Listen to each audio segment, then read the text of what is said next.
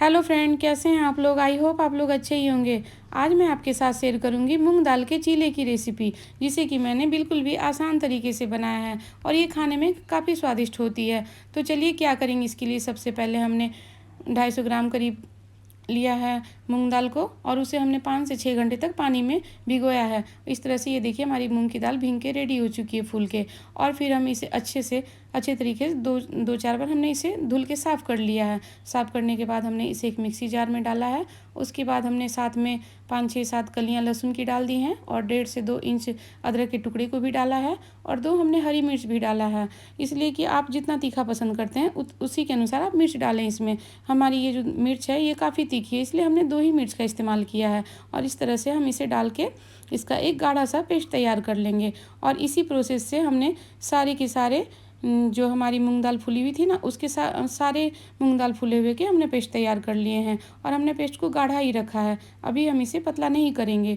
फिर उसके बाद क्या करना है, हमें इसे एक कटोरी में ट्रांसफ़र कर लेना है। और ट्रांसफ़र करने के बाद हमने इसमें थोड़ी सी नमक डाली है और थोड़ी सी नमक डालने के बाद हमने इसमें हल्दी भी डाला है। और हल्दी डालने के बाद हमारे घर में भुनी हुई जीरा पाउडर रखी हुई थी, हमने उसे भी इसमें डाला है। और इन सभी चीज़ों को डालने के बाद हम इसे अच्छी तरीके से फेंट लिए हैं।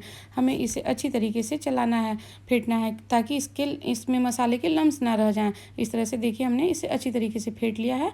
और फेंटने के बाद हम क्या करेंगे, इसे एक बर्तन से ढक लेंगे और ढक के कुछ देर के लिए इसे छोड़ देंगे। फिर हमारी बारी है सब्जियों की। हमने कुछ हरी सब्जी ली है, जिसमें हमने शिमला मिर्च, गाजर और प्याज, धनिया पत्ती को शामिल किया है। उसके बाद हम सभी को साफ़ सुथरे करके और इस तरह से बारीक बारीक टुकड़े में काट लेंगे। हमने प्याज को भी बारीक काटा है और हमने शिमला मिर्च को भी बारीक काट लिया है।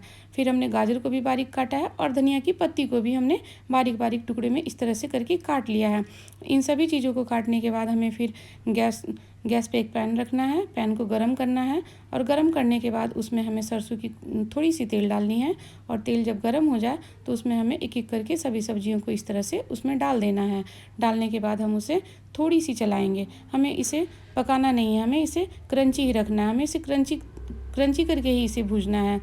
तो इस तरह से हम इसमें चलाए हैं और थोड़ी सी हमने इसमें नमक भी ऐड की है। हमें आप नमक का विशेष ख्याल रखिए, क्योंकि नमक हमने पेस्ट में भी रखा था। मूंग दाल की जो हमने पेस्ट तैयार की थी उसमें भी हमने नमक डाला हुआ है। और फिर हमने थोड़ी सी ऑर्गेनो डाली है और थोड़ी सी चिली फ्लेक्स भी डाला है।